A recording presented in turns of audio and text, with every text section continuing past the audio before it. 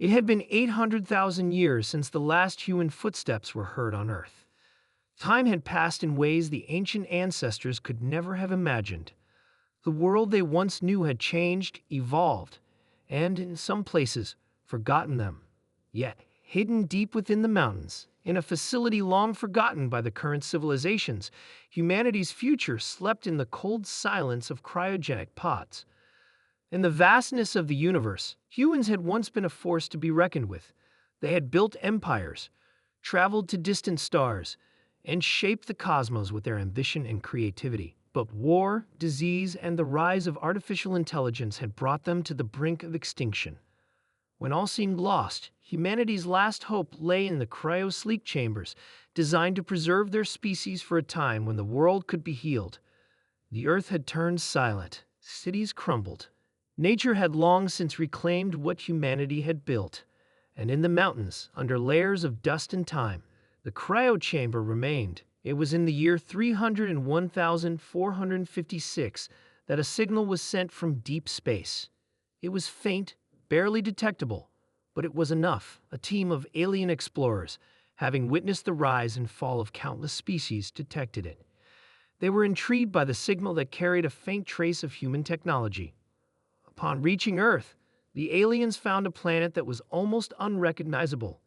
The humans, they assumed, had either perished or been absorbed by nature. Yet, in the heart of the forgotten mountain range, they discovered the cryo facility. Beneath layers of debris and centuries of neglect, the system still hummed with life.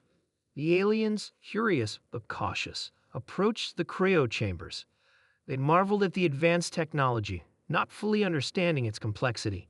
It was clear that these humans were not just survivors. They were creators, innovators, beings with intelligence that surpassed even some of the more advanced races in the galaxy. The aliens decided to awaken them, to see what humanity would become after such a long slumber. The procedure was delicate. The aliens activated the cryo chamber systems, cautiously bringing the humans back from their deep sleep.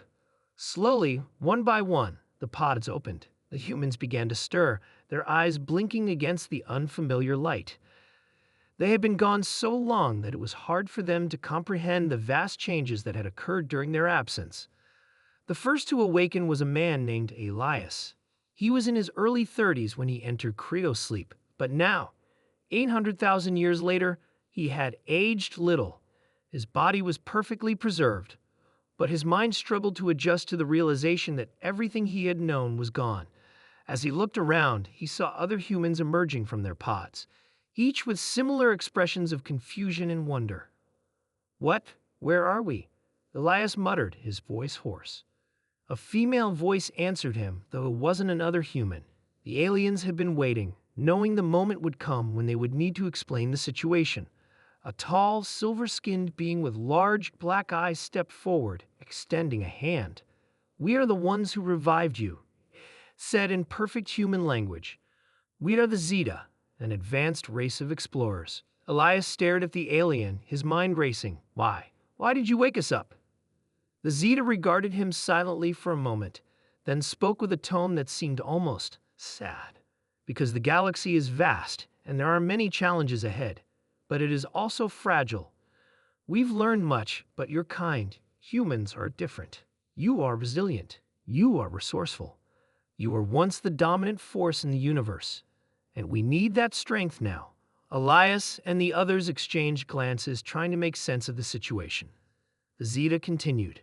"You humans had long ago faced extinction, but your kind is something extraordinary. You survived even the worst conditions, even when the universe itself seemed against you. We hope to harness that strength once more.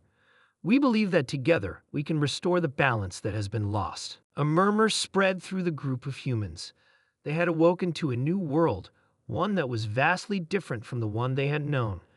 But despite the alien presence and the strange landscape, something deep within them stirred, a burning desire to rise again, to reclaim what was lost.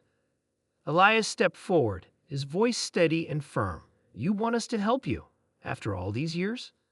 The Zeta nodded. "Yes, your species possesses a unique blend of ingenuity and determination. Even after all this time, the remnants of your legacy remain scattered across the stars. We need that legacy. Elias turned to the others. They, too, had begun to shake off the disorientation, their memories slowly returning. The humans began to speak amongst themselves, discussing their options. Despite the overwhelming odds, despite the unknowns of this new age, they knew one thing for certain.